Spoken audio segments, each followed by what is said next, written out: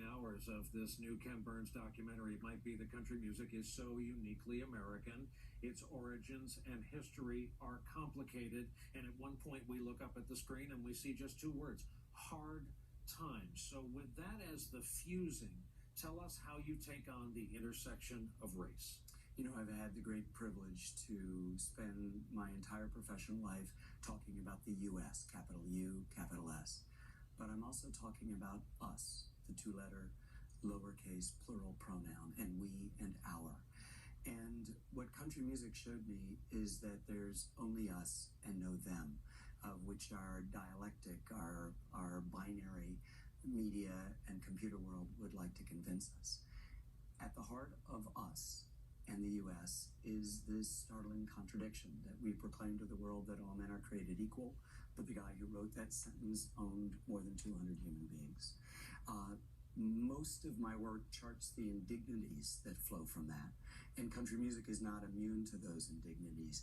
But one of the amazing things is that the banjo comes from Africa, and the fiddle comes from the British Isles and Europe, and that the influence of African Americans on this music that comes down to us as essentially white and rural, we think, though Nashville's the capital, and Southern, is in fact completely interrelated with all other American forms of music.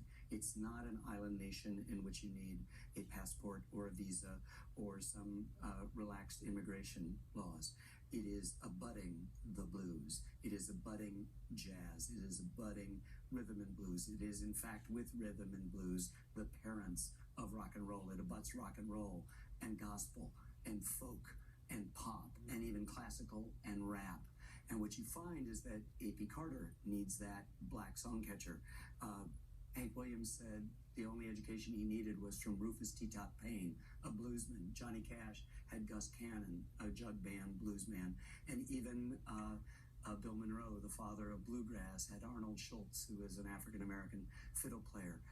Interwoven into all of this music is the blues and our history that we don't always focus on, but is there and is there in country music from the very beginning. And so we shouldn't be surprised that Little Nas X, a black gay rapper, has just had the #1 country song of all time this year.